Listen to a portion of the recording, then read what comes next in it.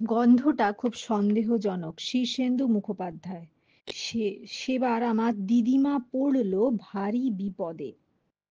কেন বিপদে পড়লেন তিনি? দাদামশাই রেল কোম্পানিতে চাকরি করতেন।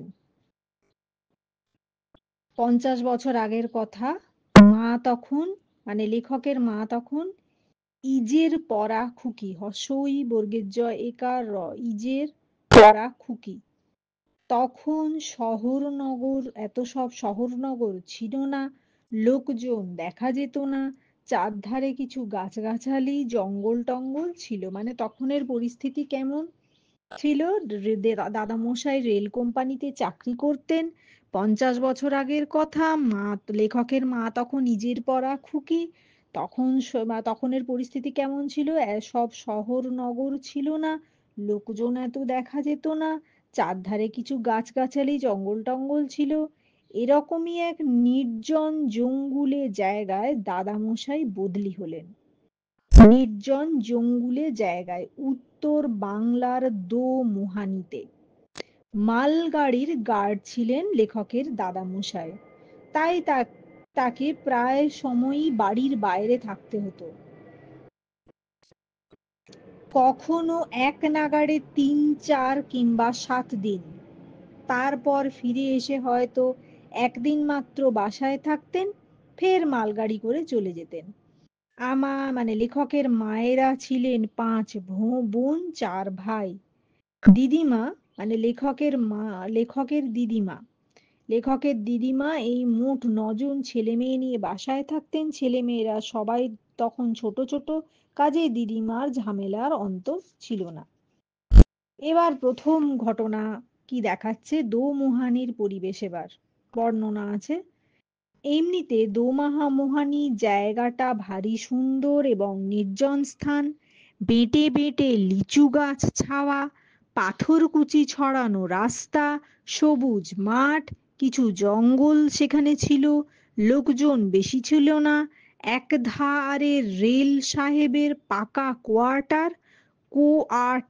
কয়কার অন্তঃস্থ আকার, টয়রে ফাঁকা কোয়ার্টার, আর অন্য ধারে রেলের বাবুদের জন্য আধপাকা কোয়ার্টার। একটা স্কুল ছিল ক্লাস 8 পর্যন্ত। একটা রেলের ইনস্টিটিউট ছিল। সেখানে প্রতি বছর 2-3 বার কেদার রায় বা টিপু সুলতান নাটক হতো। রেলের বাবুরা দল বেঁধে গ্রীষ্মকালে ফুটবল খেলতেন, শীতকালে ক্রিকেট। বড় সাহেবরা সেই খেলা দেখতে আসতেন। মাঝে মাঝে সবাই দল বেঁধে তিস্তা নদীর ধারে বা জয়ন্তিয়া পাহাড়ের, বর্গের জ অন্তঃস্থ দন্তন্য তয় হস্যই অন্তঃস্থ আকার, জয়ন্তিয়া পাহাড়ে চড়ুই ভাতিতেও সবাই যেত। সবাই মিলে দল বেঁধে তিস্তা নদীর ধারে বা জয়ন্তিয়া পাহাড়ে চড়ুই ভাতিতেও যেত। ছোট আর নির্জন হলেও বেশ আমোদে জায়গা ছিল দোমুহানি। এটা ছিল দোমুহানির ডেসক্রিপশন। দোমুহানি জায়গাটি ভারী সুন্দর নির্জন স্থান, নাম্বার 1। নাম্বার 2, বেঁটে লিচু গাছ ছাওয়া, পাথরকুচি ছড়ানো রাস্তা, সবুজ মাঠ, কিছু জঙ্গল। নাম্বার 3। নাম্বার 4, লোকজন বেশি নয়। নাম্বার 5, একধারে রেল সাহেবের পাকা কোয়ার্টার, অন্য ধারে রেলের বাবুদের জন্য আধ পাকা কোয়ার্টার। নাম্বার 6, একটা স্কুল ছিল ক্লাস 8 পর্যন্ত। একটা রেলের ইনস্টিটিউট ছিল। নাম্বার 7, সেখানে প্রতি বছর 2-3 বার কেদার রায় বা টিপু সুলতান নাটক হতো। নাম্বার 8, রেলের বাবুরা দল বেঁধে গ্রীষ্মকালে ফুটবল খেলতেন, শীতকালে ক্রিকেট। বড় সাহেবরা যে সে খেলা দেখতে আসতেন। নাম্বার 8। নাম্বার 9, মাঝে মাঝেই দল বেঁধে তিস্তা নদীর ধারে বা জয়ন্তিয়া পাহাড়ে চড়ুই ভাতিতে যাওয়া হতো। নাম্বার 10, ছোট আর নির্জন হলেও বেশ আমোদে জায়গা ছিল দোমুহানি। এইবারে পরের ঘটনা কি, এটা হলো প্রথম ডেসক্রিপশন দোমুহানির। এর আগে ডেসক্রিপশন তখনকার দিনের পরিবেশ 50 বছর আগে কেমন ছিল। আর এই দোমুহানিটা হচ্ছে উত্তর বাংলার দোমুহানি। আর দাদামশাই ছিলেন মালগাড়ির গার্ড। আর দাদামশাই রেল কোম্পানিতে চাকরি করতেন মালগাড়ির গার্ড হিসেবে। আর তার উত্তর বাংলার দোমুহানিতে তিনি বদলি হয়ে যান। আর তখন শহর নগর ছিল না, লোকজন এত দেখা যেত না, চারধারে কিছু গাছগাছালি জঙ্গল টঙ্গল ছিল। এরকমই নির্জন জঙ্গুলে জায়গায় দাদামশাই বদলি হলেন। তো দৌমুহানির ডেসক্রিপশনটা প্রথম ডেসক্রিপশন। সেকেন্ড কি, দৌমুহানি যাওয়ার পরই কিন্তু সেখানকার পুরনো লোকজনরা এসে প্রায় দাদামশাই আর দিদিমাকে একটা বিষয় খুব হুঁশিয়ার করে দিয়ে যেতেন। কেউ কিছু ভেঙে বলতেন না।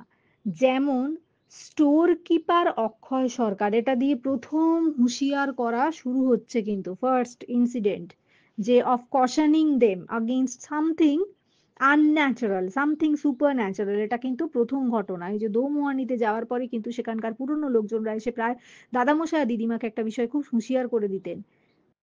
আম, কেউ কেউ কেউ কিছু ভেঙে বলতেন না। যেমন স্টোর কিপার অক্ষয় সরকার দাদামশাইকে একদিন বললেন, যে জায়গাটা তেমন ভালো নয় চাটুজ্জে।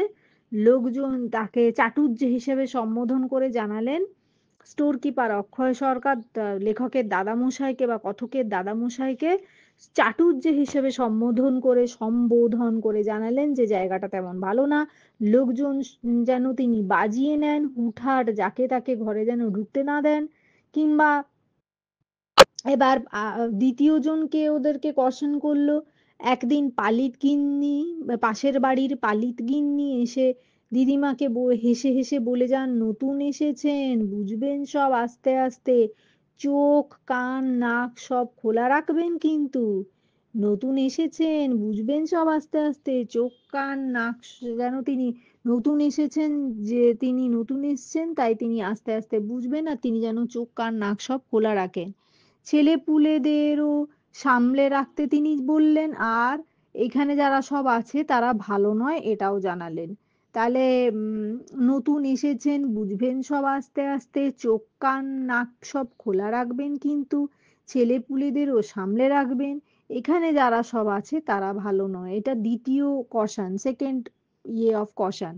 দিদিমা ভয় খেয়ে বললেন, কাদের কথা বলছো দিদি? পালিত গিন্নি শুধু বললেন, সে আছে, বুঝবেন না। তারপর থেকে দিদিমা একটু ভয়ে ভয়েই থাকতে লাগলেন। একদিন হলো কি, পুরনো ঝি সুখিয়া, এই প্রথম ঝিয়ের নাম হচ্ছে সুখিয়া, দন্তস্বয় হস্য উ, ক্ষয় দীর্ঘই অন্তস্থয় আকার। সুখিয়ার দেশ থেকে চিঠি এলো যে তার ভাসুরপোর খুব বেমার হয়েছে, মানে ভাসুরপো অসুস্থ, তাই তাকে যেতে হবে। মানে ভাসুরপো অসুস্থ হওয়ার জন্য পুরনো ঝি সুখিয়া তার দেশের থেকে চিঠি আসার জন্য, পুরনো ঝি সুখিয়ার দেশ থেকে একখানা পত্র আসে। সেই পত্রে খবর আসে যে ভাসুরপোর বাসুরপুর অসুস্থ, সেই জন্য সে 1 মাসের ছুটি নিয়ে সুখিয়া চলে যায় তার দেশে। দিদিমা নতুন ঝি খুঁজতে লাগলেন, এবং তা হঠাৎ করে পরদিন সকালেই আধবয়সী বউ এসে বলল, ঝি রাখবেন? দিদিমা দোনোমুনো করে তাকে রাখলেন। সে দিব্যি কাজকর্ম করে, খায় দায়, সে বাচ্চাদের গল্প বলে ভোলায়। দিন দুই পর পালিত গিন্নি একদিন সকালে এসে বললেন, নতুন ঝি রাখলেন নাকি দিদি, কই দেখি তাকে। দিদিমা ডাকতে গিয়ে দেখেন কলতলায় এঁঠো বাসন ফেলে ঝি কোথায় হাওয়া হয়েছে। কলতলায় এঁঠো বাসন ফেলে আধবয়সী বউ, যে কিনা সুখিয়া দেশে যাওয়ার জন্য, অসুস্থ ভাসুরপুকে দেখতে দেশে যাওয়ার জন্য চলে গিয়েছিল 1 মাসের ছুটি নিয়ে, তার জায়গায় একজন অন্য মাঝবয়সী কাজের বউ এসে যে বাড়িতে কাজকর্ম করে, খায় দায়, বাচ্চাদের গল্প বলে ভোলায়। দিদিমা পালিত গিন্নি যেই তাকে ডাকলো দেখবার জন্য, অমনি কলতলায় এঁটো ভাষণ ফেলে সে কোথায় চলে গেল। অনেক ডাকাডাকিতেও পাওয়া গেল না। পালিত গিন্নি মুচকি হেসে বললেন, ওদের ওরকমই ধারা, ঝিটার নাম কি বলুন তো? দিদিমা বললেন, কমলা। মানে সুখিয়া দেশে যাওয়ার পর তার অসুস্থ ভাসুরপোকে দেখতে 1 মাসের ছুটি নিয়ে, মানে সুখিয়া 1 মাসের ছুটি নিয়ে তার অসুস্থ ভাসুরপোকে দেখতে গিয়েছিল, কারণ তার দেশ থেকে একটা চিঠি এসেছিল। তার জায়গায় কমলা নামের একটি আধবয়সী বউ ঝি হিসেবে তাদের বাড়িতে কাজকর্ম করতে লেগেছিল। দিদিমা বললেন কমলা। পালিত গিন্নি মাথা নেড়ে বললেন চিনি, হালদার বাড়িতেও ওকে রেখেছিল। দিদিমা অতিষ্ঠ হয়ে বললেন কি ব্যাপার বলুন তো। পালিত গিন্নি শুধু শ্বাস ফেলে বললেন সব কি খুলে বলা যায়? এখানে এই হচ্ছে ধারা, কোনটা মানুষ আর কোনটা মানুষ না তা চেনা ভারী মুশকিল। এবার দেখে শুনে একটা মানুষ ঝি রাখুন। এই বলে চলে গেলেন পালিত গিন্নি। আর দিদিমা আকাশ পাতাল ভাবতে লাগলেন, এই যে কোনটা মানুষ সব কি খুলে বলা যায়? এখানে হচ্ছে এই ধারা, কোনটা মানুষ আর কোনটা মানুষ নয় তা চেনা ভারী মুশকিল। এবার দেখে শুনে একটা মানুষ ঝি রাখুন। এই বলে চলে গেলেন পালিত গিন্নি। আর দিদিমা আকাশ পাতাল ভাবতে লাগলেন। কমলা অবশ্য একটু বাদেই ফিরে এলো। দিদিমা তাকে ধমক দিয়ে বললেন কোথায় গিয়েছিলে? সে মাথা নিচু করে বলল মা, লোকজন এলে আমাকে সামনে ডাকবেন না, আমি বড় লজ্জা পাই। কমলা থেকে গেল, কিন্তু দিদিমার মনের খটকাট বা ভাবটা গেল না। ওদিকে দাদামশায়েরও এক বিচিত্র অভিজ্ঞতা হলো। এবার দাদামশায়ের অভিজ্ঞতার কথা প্রথম স্ট্যান্ডায় আছে তখন 50 বছর আগের পরিস্থিতির কথা, দ্বিতীয় স্ট্যান্ডায় আছে দোমোহানির জায়গাটা কেমন, তৃতীয় স্ট্যান্ডায় আছে ওই দুজনকে কিভাবে সতর্ক করলো। একবার স্টোর কিপার অক্ষয় সরকার দাদামশাইকে বললেন এ জায়গাটা তেমন ভালো নয়, চাটুজ্জে লোকজন সব বাজিয়ে নেবেন, হুটহাট কাউকে ঘরে ঢুকতে দেবেন না। আর পালিত গিন্নি হেসে বলল নতুন এসেছেন, বুঝবেন সব, চোখ কান নাক সব খোলা রাখবেন কিন্তু। হ্যাঁ, এখানে যারা আছে তারা সবাই ভালো নয়। চতুর্থ ঘটনা হচ্ছে পুরনো ঝি সুখিয়া তার অসুস্থ ভাসুরপোকে দেখতে দেশে 1 মাসের ছুটি নিয়ে চলে যায়। তখন তার জায়গায় কমলা নামের এক আদবয়সী বউ এসে কাজ করতে লাগে। সেই কমলাকে পালিত গিন্নি দেখতে চাইতেই, পাশের বাড়ির পালিত গিন্নি দেখতে চাইতেই সে কলতলায় এঁটো বাসন ফেলে উধাও হয়ে যায়। তারপর ফিরে আসতে দিদিমা তাকে ধমক দিতে সে বলে বাইরের লোকের সামনে তার মানে কমলা জানায় যে বাইরের লোকের সামনে তার আসতে লজ্জা লাগে। তারপরের দাদা মশাইয়ের এক অদ্ভুত অভিজ্ঞতার কথা এখানে বলছে। ওদিকে দাদা মশাইয়েরও এক বিচিত্র অভিজ্ঞতা হলো। একদিন লাইনে গেছেন, এটা কিন্তু খুব মন দিয়ে শুনতে হবে। নিস্তব্ধ রাতে মালগাড়ি যাচ্ছে, মানে এক অদ্ভুত অভিজ্ঞতা দাদা মশাইয়ের হয়েছিল। অভিজ্ঞতাটা কি? এক কোনো এক নিস্তব্ধ রাতে মালগাড়ি যখন যাচ্ছিল ডুয়ার্সের ভিতরের জঙ্গলের মধ্য দিয়ে, দাদামশাই তখন ব্রেক ভ্যানে বসে ঝিমোচ্ছিলেন। রাত্রের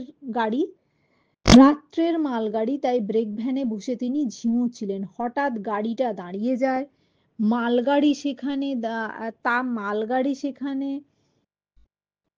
আচ্ছা, হঠাৎ মালগাড়িটা দাঁড়িয়ে যায়। স্টেশনের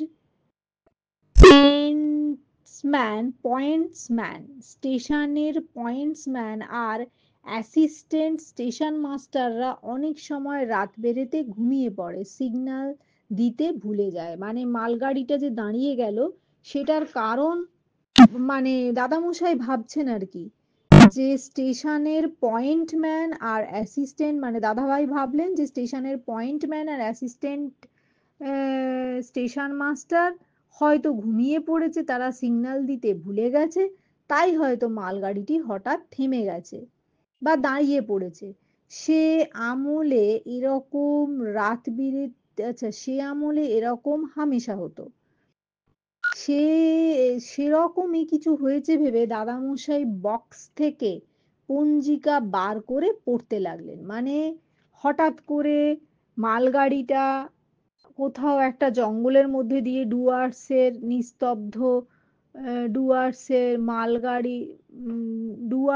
জঙ্গল, নিস্তব্ধ রাতে ডুয়ার্সের জঙ্গলের মধ্য দিয়ে মালগাড়িটি যাচ্ছিল। দাদামশাই বসেছিলেন ব্রেক ভ্যানে, বসে বসে ঝিমোচ্ছিলেন। হঠাৎ করে মালগাড়িটি থেমে যাওয়ায় দাদামশাই ভাবলেন স্টেশনের পয়েন্টসম্যান বা অ্যাসিস্ট্যান্ট স্টেশন মাস্টাররা হয়তো রাত বিরেতে ঘুমিয়ে পড়েছে, তাই সিগন্যাল দিতে তারা ভুলে গেছে। এরকম ভাবনা সে মনে মনে ভেবে নিয়ে পঞ্জিকা বার করে পড়তে লাগলেন। পঞ্জিকা পড়তে তিনি ভালোবাসতেন। গাড়ি দাঁড়িয়ে আছে তো আছেই। হঠাৎ দাদামশাই শুনতে পেলেন ব্রেক ভ্যানের পিছনে লোহার সিঁড়ি বেয়ে কে যেন গাড়ির ছাদে উঠছে। তারপরে হঠাৎ দাদামশাই শুনতে পেলেন ব্রেক ভ্যানের পিছনে লোহার সিঁড়ি বেয়ে কে যেন গাড়ির ছাদে উঠছে। দাদামশাই মুখ বার করে কাউকে দেখতে পেলেন না। ফের শুনলেন একটু দূরে কে যেন ওয়াগনের পাল্লা খোলার চেষ্টা করছে। প্রথমে মনে হলো যেন কেউ এই যে গাড়ি দাঁড়িয়ে আছে, তো যে দাদাভাই ব্রেক ভ্যানের পিছনে লোহার সিঁড়ি বেয়ে কে যেন গাড়ির ছাদে উঠছে, প্রথমে তার মনে হলো। মুখ বার করে কাউকে দেখতে পেলেন না। একটু দূরে ওয়াগনের পাল্লা খোলার চেষ্টা করছে, তা একটু পরেই মনে হলো দূরে যেন কে ওয়াগানের পাল্লা খোলার চেষ্টা করছে। খুব চিন্তায় পড়লেন দাদামশাই। ডাকাতরা অনেক সময় ষাট করে সিগন্যাল বিগড়ে দিয়ে গাড়ি থামিয়ে মালপত্র চুরি করে। ডাকাতরা অনেক সময় সিগন্যাল বিগড়ে দিয়ে গাড়ি থামিয়ে মালপত্র চুরি করে। এবার তিনি এটা ভাবলেন, প্রথমে ভাবলেন পয়েন্টসম্যান আর অ্যাসিস্ট্যান্ট স্টেশন মাস্টাররা ঠিক ঠিক সিগন্যাল না দিয়ে তারা ঘুমিয়ে পড়েছে বলে গাড়ি থেমে গেছে। তারপর তিনি শুনতে পেলেন গাড়ির ব্রেক ভ্যানের পিছনে লোহার সিঁড়ি বেয়ে কে যেন ছাদে উঠছে। তারপরে দূরে কে যেন একটা ওয়াগানের পাল্লা খোলার চেষ্টা করছিল মনে হলো। তারপর দাদামশাই ভাবলেন যে ডাকাতরা অনেক সময় সিগন্যাল বিগড়ে দিয়ে গাড়ি থামিয়ে মালপত্র চুরি করে, হয়তো সেরকমই কিছু হচ্ছে। তাই তিনি সরেজমিনে সরেজমিনে কথাটার কোনো মানে আছে বোধহয়, সরেজমিনে দেখার জন্য গাড়ির থেকে হাতবাটিটা নিয়ে নেমে পড়লেন। মানে গাড়ির থেকে হাতবাতি, মানে একটা লণ্ঠন ফণ্ঠন টাইপের কিছু, যাই হোক, হাতবাতি নিয়ে তিনি ব্রেক ভ্যান থেকে নেমে পড়লেন। লম্বা ট্রেন, তার একদম ডগায় ইঞ্জিন। হাঁটতে হাঁটতে এসে দেখলেন লাল সিগন্যাল ইতিমধ্যে সবুজ হয়ে গেছে। লাল সিগন্যালটা সবুজ হয়ে গেছে। ড্রাইভার এবং ফায়ারম্যান কয়লার ঢিপির উপর গামছা পেতে শুয়ে অঘোরে ঘুমোচ্ছে। লাল সিগন্যাল সবুজ হয়ে গেল, উনি গাড়ির থেকে, মানে ইয়েটার থেকে, কি বলে, মালগাড়িটির থেকে নামার সঙ্গে সঙ্গে আহ, গাড়ির সিগন্যাল সবুজ হয়ে যায়। ড্রাইভার এবং ফায়ারম্যান কয়লার ঢিপির উপর সবুজ হয়ে যায়। ড্রাইভার এবং ফায়ারম্যান কয়লার ঢিপির উপর গামছা পেতে তিনি ঘুমোতে দেখলেন। ওদের দোষ নেই, অনেকক্ষণ নাগাড়ে ডিউটি করছে, একটু ফাঁক পেয়েছে কি ঘুমিয়ে পড়েছে, এই কথাটা লেখার দরকার নেই, পড়ে দিলাম জাস্ট। যে ঘুমোচ্ছে দেখতে পেলেন। বহু ঠেলাঠেলি করে তাদেরকে তুললেন দাদামশাই। তারপর ফের লম্বা গাড়ি পার হয়ে ব্রেক ভ্যানের দিকে ফিরে আসতে লাগলেন। মানে তাদেরকে ঘুম থেকে তুলে দিয়ে ফায়ারম্যান আর ড্রাইভার ঘুমোচ্ছিল, তাদেরকে মানে ঠেলাঠেলি করে ঘুম থেকে তুলে দেওয়ার পর তিনি যখন ব্রেক ভ্যানের দিকে ফিরে আসতে লাগলেন, মাঝামাঝি আসার সময় হঠাৎ শোনেন ইঞ্জিন হুইসেল দিল। গাড়িও ক্যাঁচ ক্যাঁচ করে চলতে লাগলো। তিনি তো অবাক। ব্রেক ভ্যানে ফিরে গিয়ে তিনি সবুজ, মানে হিসেব অনুযায়ী ব্রেক ভ্যানে ফিরে গিয়ে সবুজ বাতি, মানে উনি দেখালে তবে ট্রেন ছাড়বার কথা। ব্রেক ভ্যানে ফিরে গিয়ে দাদামশাই সবুজ বাতি দেখালে তবে আহ, মানে এটা ছাড়বার কথা। কারণ কারণ তিনি মালগাড়ির গার্ড ছিলেন। তাই দাদামশাই কিন্তু হঠাৎ দেখলেন ট্রেন চলতে শুরু করে দিয়েছে, মালগাড়িটি চলতে শুরু করে দিয়েছে। তাই দাদামশাই হাঁ করে চেয়ে রইলেন। অবাক হয়ে দেখলেন ব্রেক ভ্যান থেকে অবিকল গার্ডের পোশাক পরা একটি লোক হাতবাতি তুলে সবুজ আলো দেখাচ্ছে ড্রাইভারকে। ব্রেক ভ্যানটা যখন দাদামশাইকে পার হয়ে যাচ্ছে তখন লোকটা তার দিকে চেয়ে ফিক করে হেসে গেল। মানে দাদামশাইয়ের কাজটা সম্পূর্ণ অন্য কোনো লোক, মানে জায়গায় সম্পূর্ণ অন্য কোনো মানুষকে দেখতে পেল। হাতবাতি নিয়ে তিনি সবুজ আলো দেখিয়ে দিয়েছে ড্রাইভারকে, তাই ড্রাইভার বুঝতে পারেনি গাড়ি ছেড়ে দিয়েছে, ব্রেক ভ্যান ছেড়ে দিয়েছে। এবং পেরিয়ে যাওয়ার সময় দাদামশাইকে পার করে যাওয়ার সময় ব্রেক ভ্যানটা দাদামশাইয়ের দিকে তাকিয়ে লোকটি ঠিক করে হেসে দিল। এইবারে স্ট্যান্জা। বহু কষ্টে দাদামশাই সেবার ফিরে এসেছিলেন। এইবারের স্ট্যান্জাটা হচ্ছে ম্যাজিশিয়ান স্ট্যান্জা। ফার্স্ট স্ট্যান্জা হচ্ছে তখন 50 বছর আগের ডেসক্রিপশন, সেকেন্ড স্ট্যান্জা হচ্ছে দোমুহানির ডেসক্রিপশন, থার্ড স্ট্যান্জাতেই কিন্তু ওদেরকে দুদল সাবধান করে দিয়েছে। স্টোর কিপার অক্ষয় সরকার দাদামশাইকে সাবধান করে দিয়েছে, পালিত গিন্নি সাবধান করে দিয়েছে দিদিমাকে। চতুর্থ স্ট্যান্জায় ওই সুখিয়ার মানে দেশ থেকে চিঠি আসে, সে তার অসুস্থ ঠাকুরপোকে দেখতে 1 মাসের ছুটি নিয়ে চলে যায়। সুখিয়ার জায়গায় এক মাঝ বয়সী বউ যার নাম কিনা কমলা, সে এসে কাজে মানে কাজ করা শুরু করে ও দিদিমার বাড়িতে। পঞ্চম স্ট্যান্জায় এই মালগাড়ির ঘটনাটাকে বলা হয়েছে। সিক্স স্ট্যান্জায় চলে এলো, আমরা কি দেখতে পাচ্ছি?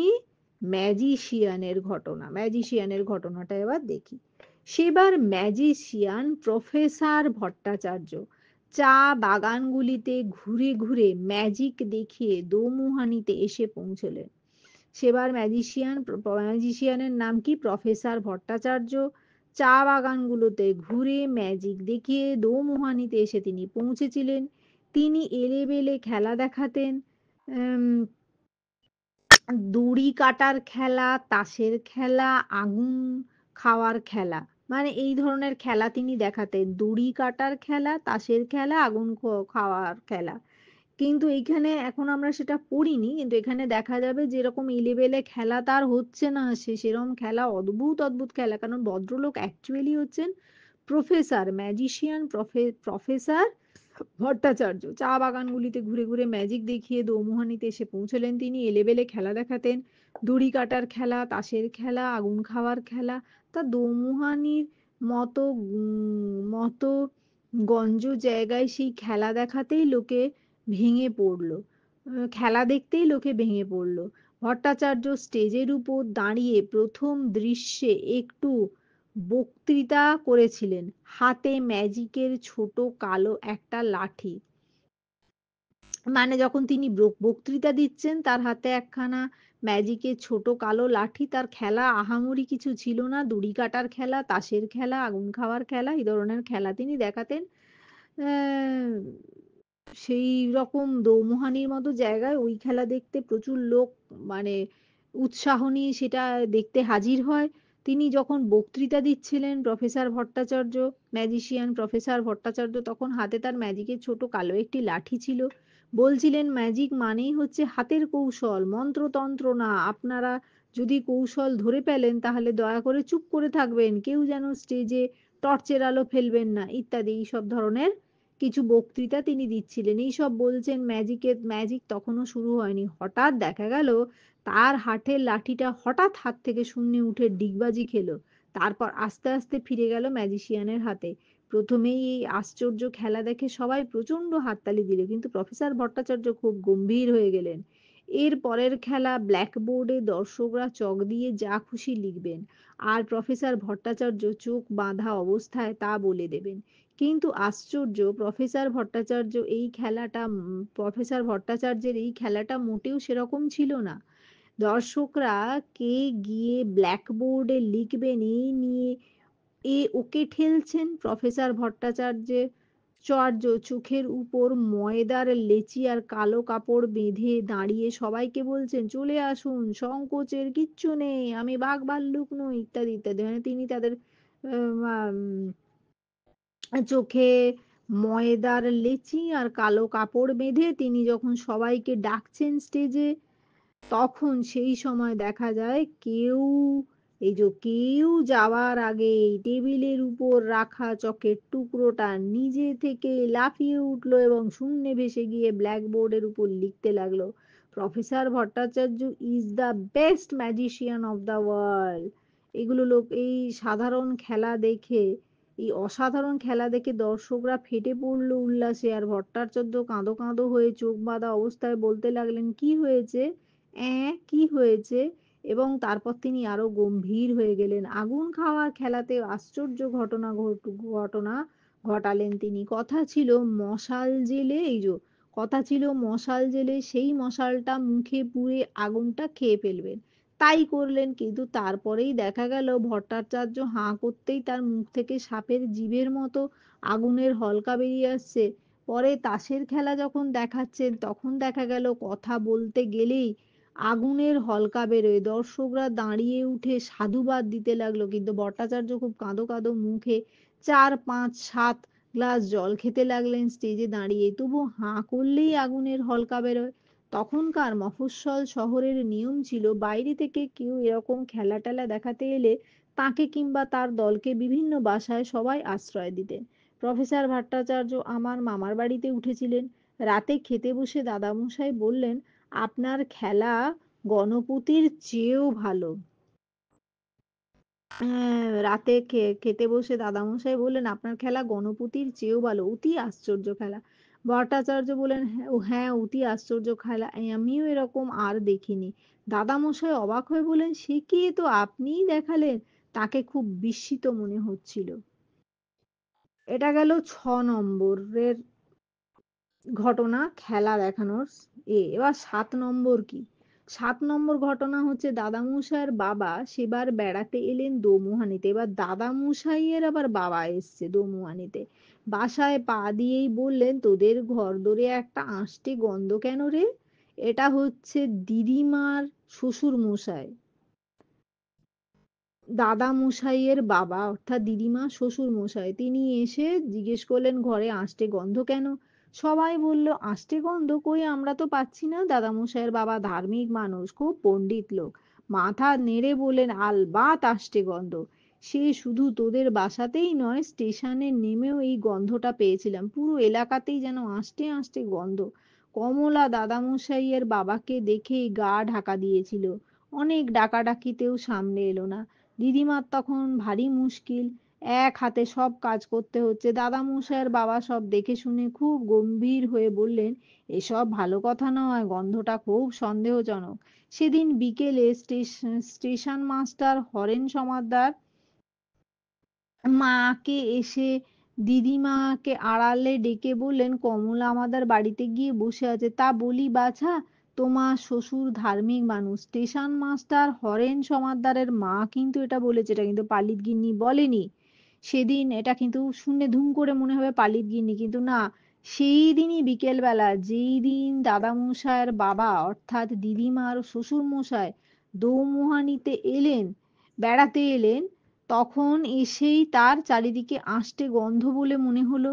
তিনি ধার্মিক মানুষ, খুব পণ্ডিত, ধার্মিক এবং পণ্ডিত মানুষ। সেদিন বিকেলেই স্টেশন মাস্টার হরেন সমাদ্দারের মা এসে দিদিমাকে আড়ালে ডেকে বললেন, কমলা আমাদের বাড়িতে গিয়ে বসে আছে। তা বল তা তা তা বসে আছে কারণ ধার্মিক লোক থাকলে সে কমলা ওই বাড়িতে আসতে পারবে না। কারণ জপ তপ যদি কেউ করে, ঠাকুর দেবতার নামে বেশি ডাকাডাকি করে, তাহলে কমলা ওই বাড়িতে থাকতে পারবে না। দিদিমা অবাক হয়ে বললেন, এসব কি বলো তো মাসিমা? আমার শ্বশুর জপ তপ করলে কমলার অসুবিধে কি? সমাদদারের মা তখন দিদিমার থুতনি নেড়ে দিয়ে বললেন, ও হরি, তুমি বুঝি জানো না? তাই বলি, তা বলি বাছা, দোমোয়ানি সবাই যে এ হচ্ছে ও দলেরই রাজত্ব। হ্যাঁ, ঘরে ঘরে ওরাই সব ঝি চাকর খাটছে। বাইরে থেকে চেহারা দেখে কিচ্ছু বুঝবে না, তবে ওরা হচ্ছে ওই তারা। কারা? দিদিমা তবু অবাক। বুঝবে বাপু, রোশো, বলে সমাদদারের মা চলে গেলেন। সমাদদারকে স্টেশন মাস্টার হরেন সমাদদারের মা, এইটা তিনি বলে গেলেন যে দাদা মশাই পণ্ডিত, ধার্মিক মানুষ, জপ তপ করে, পুজো দিনরাত ঠাকুর দেবতার নাম ধরে ডাকাডাকি করে, পুজো করে। তাই সেই বাড়িতে কমলা যে কাজ করে সে এসে কাজ করতে পারবে না। তা কথাটা মিথ্যে নয়। এবার ৮ নম্বর ঘটনা, দোমুয়ানিতে তখন ঝি চাকর কিংবা কাজের লোকের বড় অভাব। এবার ৮ নম্বর ঘটনায় ঢুকে গেলাম। ডুয়ার্সে ম্যালেরিয়া, কালাজ্বর, মশার, বাঘের ভয়, অনেক লোক সেখানে থাকতে চায় না। যাদের না গিয়ে উপায় নেই তারাই যায়, আর গিয়েই পালাই পালাই করে। তবু ঠিক দেখা যেত কারোর বাসায় ঝি চাকর বা কাজের লোকের অভাব হলে ঠিক লোক জুটে যেত। স্টেশন মাস্টার সমাদদারের ঘরে একবার দাদামশাই বসে গল্প করছিলেন। সমাদদার একটা চিঠি লিখছিলেন। সেদিন শেষ করে ডাকলেন, ওরে কে আছিস? সেটা শেষ করে ডাকলেন, বলা মাত্র একটা ছোকরা মতো লোক এসে হাজির। সমাদদা তার হাতে চিঠি দিয়ে বললেন, যা এটা ডাকে দিয়ে আয়। এটাকে স্টেশন মাস্টার সমাদদার। আর এর আগেরটা কি ছিল? Station master Haren Samaddar. হ্যাঁ, স্টেশন মাস্টার হরেন সমাদদার। এটাও হরেন সমাদদারের কথাই কিন্তু কন্টিনিউ বলছে, যদিও 8 নম্বর ঘটনা এটা। এর আগে ছিল হরেন সমাদদারের মা। ওহরি, তুমি বুঝি জানো না? তাই বলি, তা বলি বাছা দৌমুয়ানি সবাই যে এ হচ্ছে উদলেরই রাজত্ব। এইসব কথা বুঝবে বাপু, রোসো বলে সমাদদারের মা চলে গেলেন। এবার 8 নম্বর ঘটনায় হচ্ছে, তা মিথ্যে না, দৌমুহানিতে কালাজ্বর, তারপর ম্যালেরিয়া, মানে ডুয়ার্সে ম্যালেরিয়া, কালাজ্বর, মশা, বাঘের ভয়, অনেকেই সেখানে থাকতে চাইতো না, অথচ কাজের লোকের অভাব হতো না। একদিন স্টেশন মাস্টার হরেন সমাদদার ঘরে ঘরে একেবারে দাদামশাই বসে, স্টেশন মাস্টার সমাদদারের ঘরে একবার দাদামশাই গল্প বসে গল্প করছেন, সমাদদার একটা চিঠি লিখছিলেন, সেটা শেষ করে ডাকলেন, ওরে কে আছিস? বলা মাত্র একটা ছোকরা মতো লোক এসে হাজির। সমাদদার তার হাতে চিঠিটা দিয়ে বললেন, যা এটা ডাকে দিয়ে আয়। দাদামশাই তখন জিজ্ঞাসা করলেন, লোকটিকে নতুন রেখেছেন নাকি? সমাদদার মাথা নেড়ে বলল, না না, 5 মাস খেটে দিয়ে যায় আর কি। খুব ভালো, ওরা ডাকলেই আসে, লোক টোক নয়, ওরা ওরাই। এটা একটা ঘটনা হয়ে গেল। ঘটনা এবার ইনসিডেন্ট নাম্বার 9। 9-এ কি হলো? মামা মামাদের বাড়িতে প্রাইভেট পড়াতেন ধর্মদাস নামের একজন বেঁটে ফর্সা ভদ্রলোক। তিনি থিয়েটারে মেয়ে সেজে, এমনকি মিহি গলায় মেয়েলি পাঠ পাঠ করতেন যে বোঝাই যেত না মেয়ে না ছেলে। সেবার সিরাজউদ্দৌলা নাটকে, সিরাজউদ্দৌলা, দন্তস্বয় হস্যই রয়াকার বর্গের জ, সিরাজ, দয় ঔকার লয়াকার, সিরাজ দৌলা, সিরাজদৌলা, সিরাজদৌলা নাটকে তিনি লুফ লুফ লুৎফা, লয় হস্য খণ্ডত ফয়াকার, লুৎফা, গিরিশ ঘোষের নাটক কি? সেবার সিরাজউদ্দৌলা নাটকে তিনি লুৎফা, গিরিশ ঘোষের নাটক কিংবা নাটকের দিনই তার ম্যালেরিয়া চাগিয়ে উঠল, লেপ চাপা দিয়ে হাঁ হাঁ করছেন। নাটক প্রায় শিখে ওঠে, কিন্তু ঠিক দেখা গেল নাটকের সময় লুৎফার অভাব হয়নি। একবার ধর্মদাস মাস্টারমশাই যেন গোঁফ কামিয়ে আগাগোড়া নিখুঁত অভিনয় করতেন। একেবারে ধর্মদাস মাস্টারমশাই যেন গোঁফ কামিয়ে আগাগোড়া নিখুঁত অভিনয় করলেন।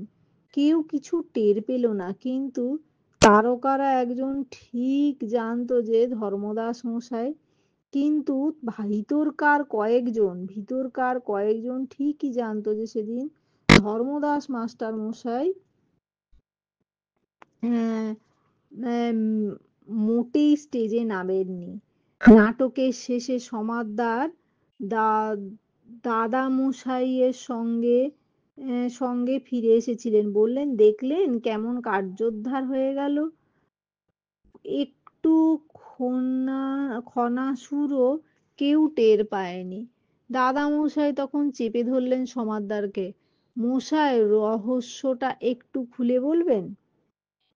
সমাদদার হেসে বললেন, সবই তো বোঝেন মশাই, একটা নীতি কথা বলে রাখি, সৎ ভাব রাখলে সকলের কাছ থেকেই কাজ পাওয়া যায়, কথাটা খেয়াল রাখবেন। মামার বাড়িতে ধর্মদাস নামের এক মেটেখাটো ফর্সা ভদ্রলোক প্রাইভেট পড়াতেন। থিয়েটারে মেয়ে সেজে তিনি মিহি গলায় মেয়েলি পাঠ করতেন। হঠাৎ সেবার সিরাজউদ্দৌলা নাটকে তিনি লুৎফা, গিরিশ ঘোষের নাটক, কিন্তু নাটকের দিনই তার ম্যালেরিয়া চাগিয়ে উঠল, লেপ চাপা দিয়ে তিনি শুয়ে আছেন। তখন একজন কেউ ধর্মদাস মাস্টারেরই মতো গোঁফ কামিয়ে আগাগোড়া নিখুঁত অভিনয় করল, কেউ টেরও পেল না যে ধর্মদাস মাস্টারমশাই মোটেও স্টেজে নামেননি। তখন ওই আবার সমাদদার, হরেন সমাদদার আবার দাদামশাইকে বললেন, কি বললেন, একটি নীতি কথা বলে রাখি, একটা নীতি কথা বলে রাখি, সদ্ভাব রাখলে সবার কাছ থেকেই কাজ পাওয়া যায়, কথাটা খেয়াল রাখবেন। এবার ইনসিডেন্ট নাম্বার 10 কি হলো, মামাদের মধ্যে যারা একটু বড় তারা বাইরে খেলে বেড়াতো। মা আর বড় মাসি তখন কিছু বড় হয়েছে, অন্য মামা মাসিরা নাবালক নাবালিকা। মার বুড়ো বড় লুডো খেলার নেশা ছিল, মা আর মাসি রোজ দুপুরে লুডো পেড়ে বসতো, তারপর ডাক দিত, আয় রে। অমনি টুক করে কোথা থেকে মায়ের বয়সী দুটি মেয়ে হাসি মুখে লুডো খেলতে এসে খেলতে বসে যেত। মামাদের মধ্যে যারা বড় হয়েছে সেই বড় আর মেজো মামা যেতে যেত বল খেলতে।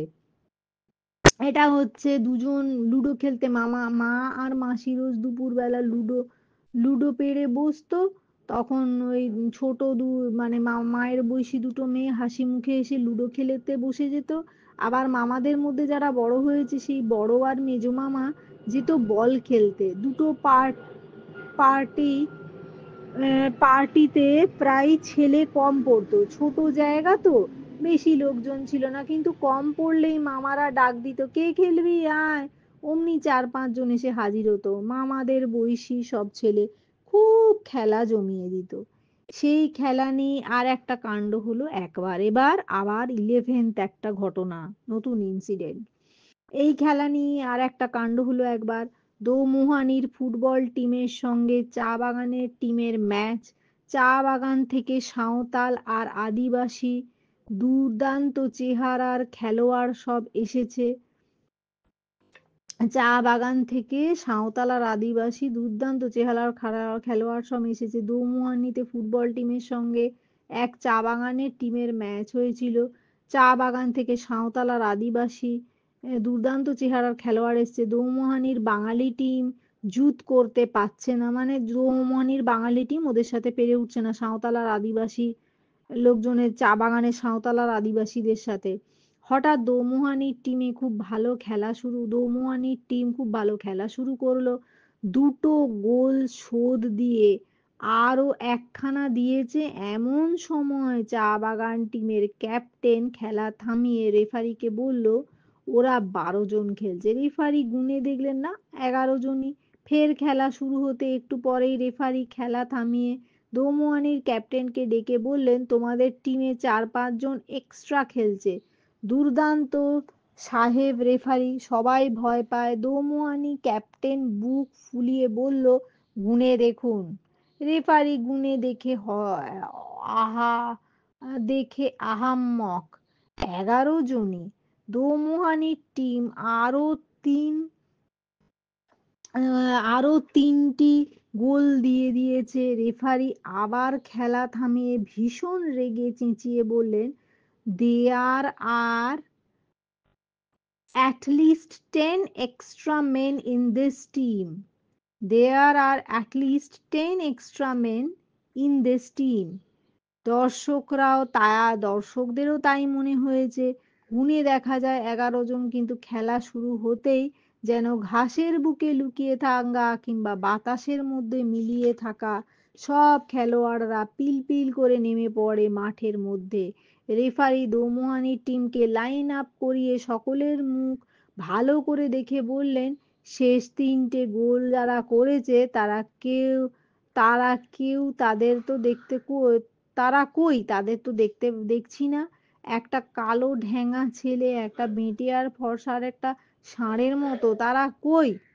দোমুহানির ক্যাপ্টেন মিনমিন করে সাফাই গাইলে তাতে রেফারি আরো রেগে টং।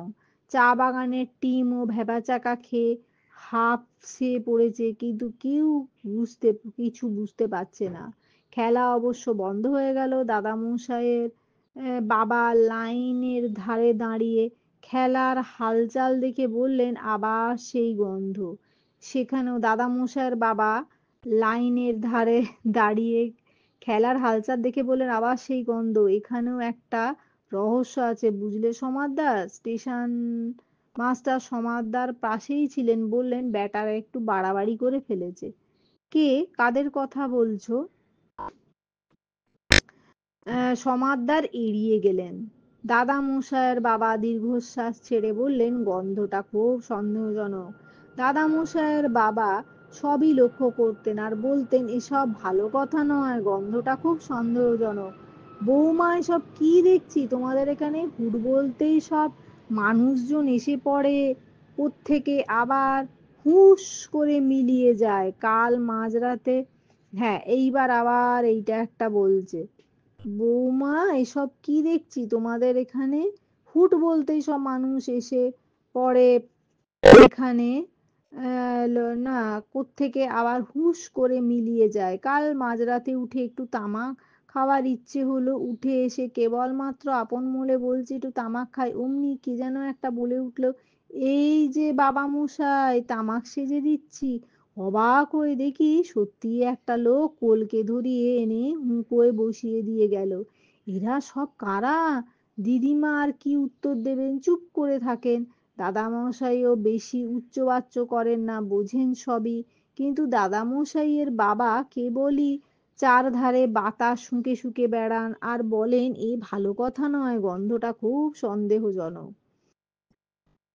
মা প্রায়ই তাঁর দাদুর সঙ্গে বেড়াতে বেরোতেন। রাস্তায় ঘাটে লোকজন কারোর সঙ্গে দেখা হলে তারা সব প্রণাম বা নমস্কার করে সম্মান দিত দাদামশাইয়ের বাবাকে। কুশল প্রশ্ন করত, কিন্তু দাদামশাইয়ের বাবা বলতেন, রোসো বাপু, আগে তোমাকে ছুঁয়ে দেখি, গন্ধটা শুঁকি, তারপর কথাবার্তা। এই বলে তিনি যাদের সঙ্গে দেখা হতো তাদের গা টিপে দেখতেন, শুঁকতেন, নিশ্চিত হলে কথাবার্তা বলতেন। তাদের দোষ দেওয়া যায় না, তার দোষ দেওয়া যায় না। সেই সময় দোহানির রাস্তার ঘাটে বা হাটে বাজারে যেসব মানুষ দেখা যেত, তাদের 12 আনাই নাকি সত্যিকারের মানুষ না, তা নিয়ে অবশ্য কেউ মাথা ঘামাতো না। সকলেরই অভ্যাস হয়ে গেছিল। অভ্যাস জিনিসটাই ভারী অদ্ভুত। যেমন বড় মামার কথা বলি, দোমুহানিতে আসবার অনেক আগে থেকেই তার ভারী ভূতের ভয় ছিল, তারও দোষ দেওয়া যায় না। এবার 13 নম্বর ঘটনা, অভ্যাস জিনিসটাই ভারী অদ্ভুত। যেমন বড় মামার কথা বলি, দোমোহানিতে আসার অনেক আগে থেকেই তার ভারী ভূতের ভয় ছিল, তার দোষও দেওয়া যায় না। এই বয়সে কারই বা ভূতে ভয় না থাকে? তার কিছু বেশি ছিল। সন্ধ্যের পর ঘরের বার হতে হলেই তার সঙ্গে কাউকে দেখা যেত। দোমোহানিতে আসার অনেক পরেও সে অভ্যাস যায়নি। একদিন সন্ধ্যাবেলায় বসে ধর্মদাস মাস্টারমশায়ের কাছে পড়ছেন একা, বাড়ির সবাই পাড়া বেড়াতে গেছে, ঠিক সেই সময় তার বাথরুমে যাওয়ার দরকার হলো। মাস্টারমশাইকে তো আর বলতে পারেন না, আপনি আমার সঙ্গে দাঁড়ান। তাই বাধ্য হয়ে ভিতরের বাড়িতে এসে অন্ধকারকে উদ্দেশ্য করে বললেন, এই শুনছিস? অমনি একটা সমবয়সী ছেলে এসে দাঁড়ালো। কি বলছো? আমি একটু বাথরুম যাব, আমার সঙ্গে একটু দাঁড়াবি চল তো। সেই শুনে ছেলেটা তো হেসে কুটিপাটি বলল, দাঁড়াবো কেন? তোমার কিসের ভয়? বড় মামা ধমক দিয়ে বললেন, ফ্যাচ ফ্যাচ করিস না, দাঁড়াতে বলছি, দাঁড়াবি। ছেলেটা অবশ্য দাঁড়ালো। বড় মামা বাথরুমের কাজ সেরে এলে ছেলেটা বলল, কিসের ভয় বললে না? বড় মামা গম্ভীর হয়ে বললেন, ভূতের। ছেলেটা হাসতে হাসতেই বাতাসে মিলিয়ে গেল। বড় মামা রেগে গিয়ে বিড়বিড় করে বললেন, খুব ফাজিল হয়েছে তোমরা। এটা হচ্ছে 13th ইনসিডেন্ট। 14th ইনসিডেন্ট কি? তো সেরকম সব হতো দোমোহানিতে, কেউ গা করতো না, কেবল দাদামশাইয়ের বাবা বাতাসে শুঁকতেন, লোকের গা শুঁকতেন। একদিন বাজার থেকে ফেরার পথে তার হাতে মাছের ছোট থলুই, তাতে শিঙি মাছ নিয়ে আসছিলেন। একটা মাঝপথে খেলুই বেয়ে উঠে রাস্তার পাড়ে পালাচ্ছে। দাদামশাইয়ের বাবা সেই মাঝপথ থেকে খলুই বেয়ে বেয়ে উঠে, আচ্ছা, বাবা সেই মাছ ধরতে হিমশিম খাচ্ছেন, ধরলেই কাঁটা দেয় যদি। এমন সময় একটা লোক খুব সহৃদয়ভাবে এসে মাছটাকে ধরে থলুইতে ভরে দিয়ে চলে যাচ্ছিল। দাদামশাইয়ের বাবা তাকে থামিয়ে গা শুঁকতেই শুঁকেই বললেন, এ তো ভালো কথা নয়, গন্ধটা খুব সন্দেহজনক। তুমি কে হে? অ্যাঁ, কারা তোমরা? এই বলে দাদামশাইয়ের বাবা তার পথ আটকে দাঁড়ালেন। লোকটা কিন্তু ঘাবড়ালো না। হঠাৎ একটু ঝুঁকে দাদামশাইয়ের গা শুঁকে সেও বলল, এ তো ভালো কথা নয়, গন্ধটা বেশ সন্দেহজনক। আপনি কে বলুন তো? কে? এই বলে লোকটা হাসতে হাসতে বাতাসে অদৃশ্য হয়ে গেল। দাদামশাইয়ের বাবা আর গন্ধের কথা বলতেন না, একটু গম্ভীর হয়ে থাকতেন ঠিকই। ভূতের অপমানটা তার প্রেস্টিজে খুব লেগেছিল। একটা ভূত তার গা শুঁকে ওই কথা বলে গেছে, ভাবা যায়?